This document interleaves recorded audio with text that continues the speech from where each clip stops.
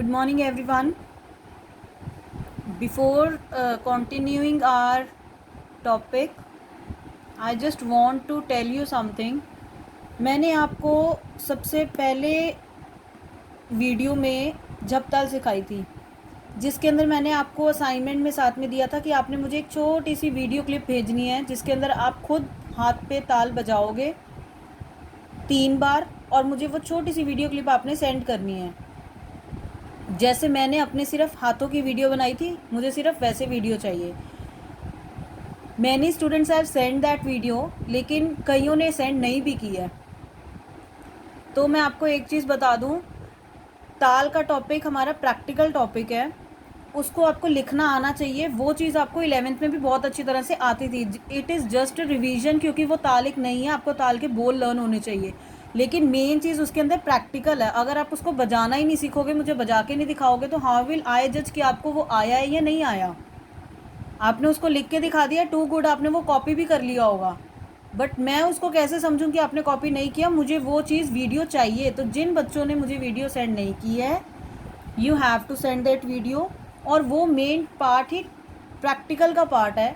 तो अगर जब तक आप मुझे वो वीडियो सेंड नहीं करोगे तो I will not mark your present for that day.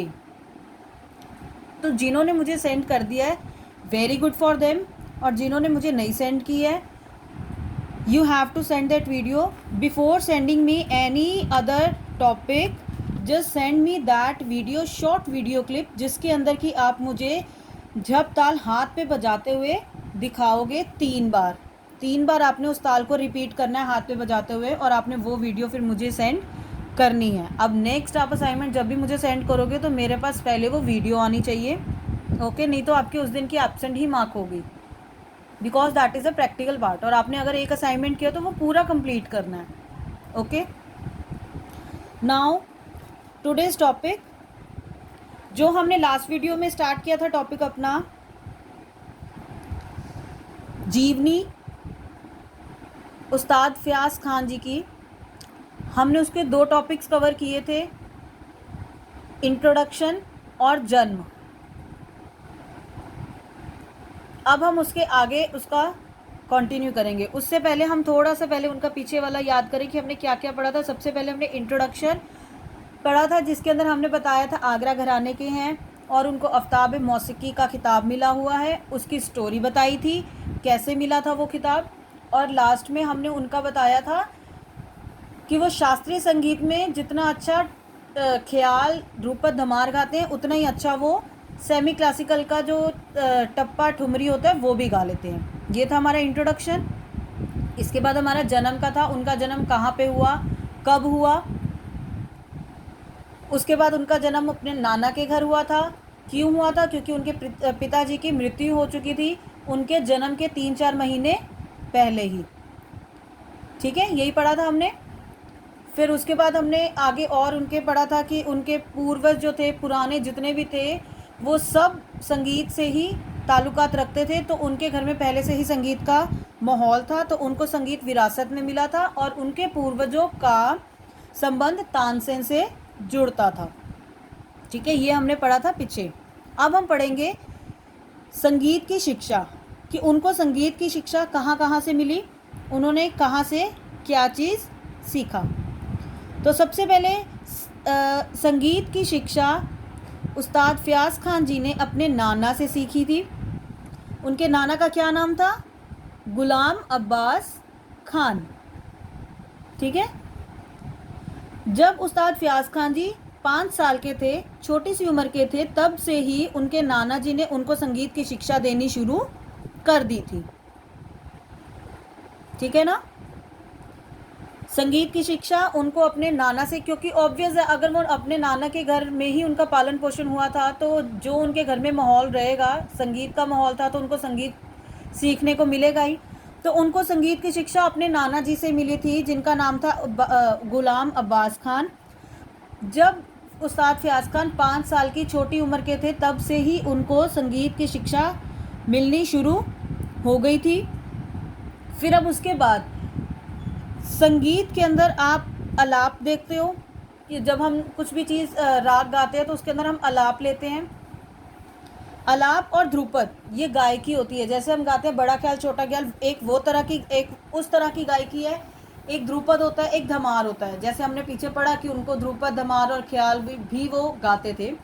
तो आलाप कैसे लेते हैं और ध्रुपद गाना, इन दोनों चीज़ों की शिक्षा उनको अपने नाना जी से मिली थी, जो हमने ऊपर पढ़ा, गुलाम अब्बास खान से।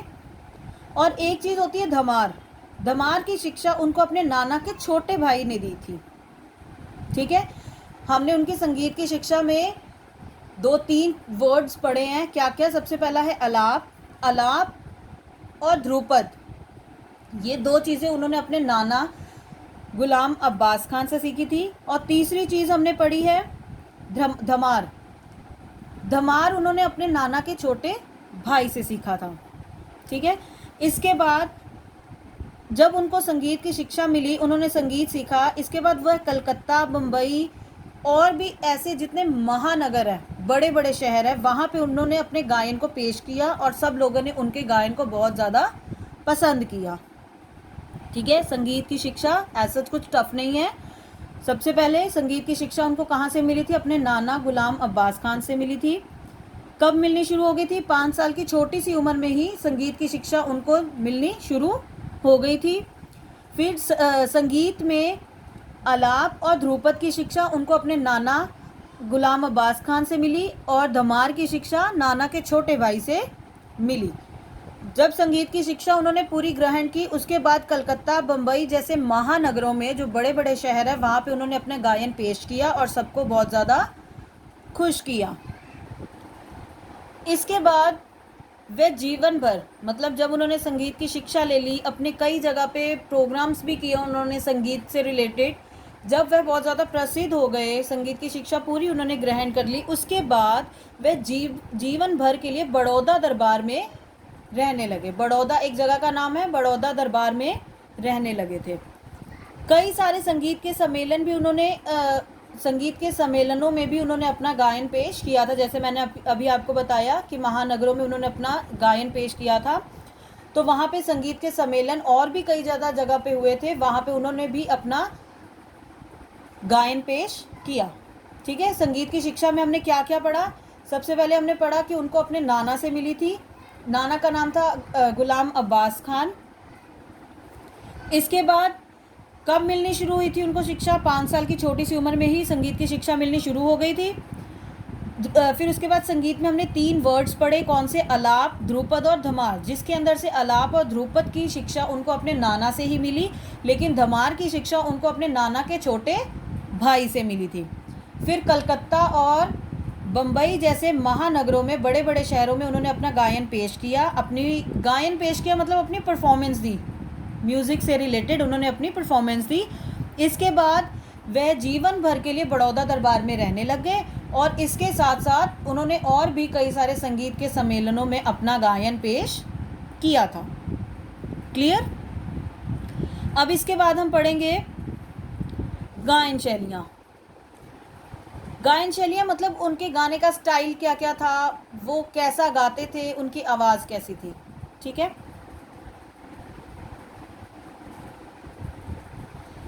सबसे पहले जैसे मैंने आपको बताया ध्रुपद, धमार और ख्याल, ये 3 चीज़ों के नाम याद रखना। ये 3 चीज़ें इस जीवनी के अंदर बहुत ज़्यादा आएंगी, क्योंकि ये चीज़ें उनकी मेन थी जो वो गाते थे।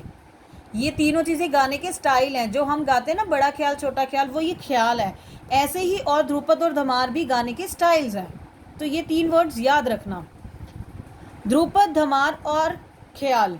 ये जो 3 गायन शैलियाँ हैं, ये उनकी विशेषज्ञ थी। विशेषज्ञ मतलब ये जैसे कहते हैं ना, इसी की वजह से वो फेमस थे। ये उनको बहुत अच्छी तरह से वो गाते थे। और ध्रुपद से लेकर गज़ल, मतलब ध्रुपद हो गया क्लासिकल, गज़ल हो गया नॉर्मल, जो हम सेमी क्लासिकल कह लो या बिल्कुल लाइट म्यूज़िक कह लो। ध्रुपद से लेकर गज़ल मतलब चाहे वो क्लासिकल गाएं, चाहे वो सेमी क्लासिकल, चाहे वो लाइट म्यूज़िक गाएं, वो सब चीज़ें भावपूर्ण गाते थे। भावपूर्ण मतलब एक फीलिंग के साथ गाते थे, बहुत ही अच्छी तरह से गाते थे कि आगे सुनने वाले को भी वो चीज़ अच्छी लगे और उसके दिल में वो चीज़ बैठ जाए।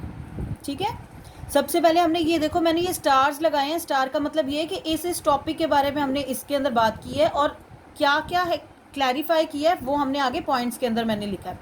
सबसे पहला टॉपिक गायन शैलियों में हमने लिखा है ध्रुपद, धमार और ख्याल गायन शैली, जो कि वो मेनली गाते थे। वह ये तीनों चीज़ें उनकी गायन शैलियाँ विशेषज्ञ थी, मतलब जिसकी वजह से वो फेमस थे। उनकी ये तीनों चीज़ें बहुत ज़्यादा पॉपुलर थी। फिर ध्रुपद से लेके गज़ल, मतलब चाहे वो क्लासिकल हो चाहे वो गज़ल लाइट म्यूज़िक हो, सभी चीज़ें वो भावपूर्ण एक फीलिंग के साथ गाते थे, जो कि सुनने वाले को बहुत अच्छा लगता था और उसके मन में वो चीज़ बैठ जाती थी।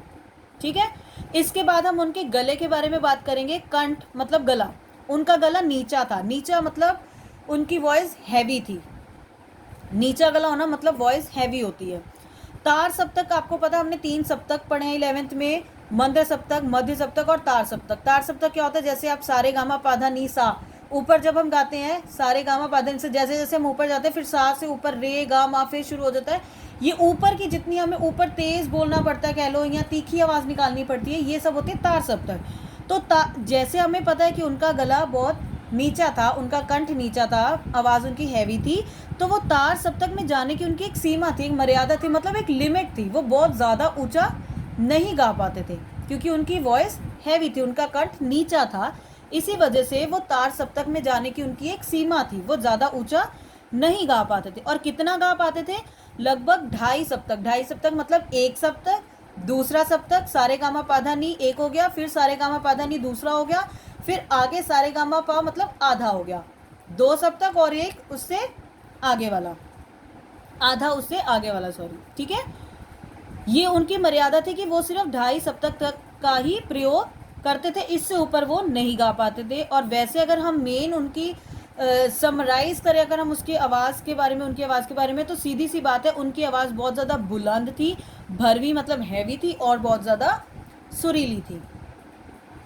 ठीक है, उनके कंठ के बारे में हमने क्या क्या पढ़ा, उनका कंठ नीचा था, वॉइस हैवी थी, इसी वजह से वह तार सप्तक में जाने की उनकी एक सीमा थी, मर्यादा थी। सीमा लिखो या मर्यादा लिखो सेम चीज़ है। मर्यादा थी मतलब वो ज़्यादा ऊपर नहीं गा पाते थे। कितना गा पाते थे, लगभग 2.5 सप्तक का प्रयोग ही वो करते थे। और आवाज़ उनकी बुलंद थी, भरवी थी और सुरीली थी। ठीक है, इसके बाद आता है हमारा राग। राग के बारे में हमें क्या पढ़ा था कि क्या पढ़ेंगे कि राग को वो एक जीता जागता व्यक्ति समझते थे। हर बार राग को इतनी अच्छी तरह से गाते थे, वो हर एक राग को हर एक बार, चाहे 2 बार गवा लो चाहे 3 बार गवा लो, इतनी अच्छी तरह से गाते थे जैसे कि उसमें उन्होंने एक नया ही जीवन डाल दिया हो। ठीक है, गायन शैलियां में हमने पढ़ा ध्रुपद, धमार और ख्याल की गायन शैलियां उनकी विशेषज्ञ थी। ध्रुपद से लेके गज़ल तक वो सब चीज़ें बहुत ज़्यादा फीलिंग के साथ गाते थे कि सुनने वाले को अच्छा लगता था और उसके दिमाग में वो चीज़, उसके मन में वो चीज़ बैठ जाती थी। ये 2 चीज़ें हमने उनकी गायन शैलियों के बारे में पढ़ी। उसके बाद हमने पढ़ा कंठ के बारे में, उनके गले के बारे में कि उनका गला नीचा था, उनकी वॉइस हैवी थी। ये नहीं लिखना वॉइस हैवी है, गला नीचा था मतलब वॉइस हैवी है, आपको समझाने के लिए बताया मैंने सिर्फ। और उनकी वॉइस हैवी थी, उनका कंठ नीचा था, इसीलिए वे तार सप्तक में जाने की उनकी एक मर्यादा थी, वो ज़्यादा ऊंचा नहीं गा पाते थे। कहाँ तक गाते थे, वह लगभग सिर्फ 2.5 सप्तक का ही प्रयोग करते थे। इसके बाद उनकी आवाज़ बहुत ज़्यादा बुलंद थी, भरवी थी और सुरीली थी। ये हमने पढ़ा उनके गले के बारे में, उनकी आवाज़ के बारे में। अब हम पढ़ेंगे राग के बारे में। राग को वो जीता जागता व्यक्ति समझते थे। हर बार हर राग को इतनी अच्छी तरह से गाते थे कि जैसे उसमें नया जीवन ही डाल दिया हो। इसके बाद बात आती है ताल की। ताल पर उनका पूर्ण अधिकार था। अधिकार था मतलब उनका इतना कंट्रोल था ताल के ऊपर कि कोई भी ताल बज रही हो, कोई भी राग उनको गाना पड़े, कोई भी स्पीड पे गाना पड़े, तो वो बिल्कुल अच्छी तरह से गा लेते थे। इसका मतलब उनका पूर्ण अधिकार था, उनका पूरा कंट्रोल था। ठीक है, ताल पर उनका पूर्ण अधिकार था, कोई भी ताल हो अच्छे से गा लेते थे। सुनने वाले भी हैरान रह जाते थे कि वो इतनी अच्छी तरह से उस ताल को इतनी स्पीड में, या कोई भी स्पीड में, एकदम से तेज करो एकदम से स्लो करो, वह अच्छी तरह से गा लेते थे। ठीक है, इसके बाद हर राग को इतनी कुशलता मतलब इतनी अच्छी तरह से गाते थे कि एक रिकॉर्ड कंपनी भी थी जिसके अंदर उन्होंने अपने कुछ रिकॉर्ड भी बनाए थे। एक रिकॉर्ड कंपनी थी जिसके अंदर उन्होंने अपने कुछ रिकॉर्ड बनाए थे। ओके, समझ में आ गया। आज हमने 2 टॉपिक्स पढ़े हैं उस्ताद फयाज खान जी के बारे में। एक पढ़ा है हमने संगीत की शिक्षा और दूसरा हमने पढ़ा है गायन शैलियाँ। Okay students, this is all for today. Now next we will cover 2 more topics in our next video. Okay.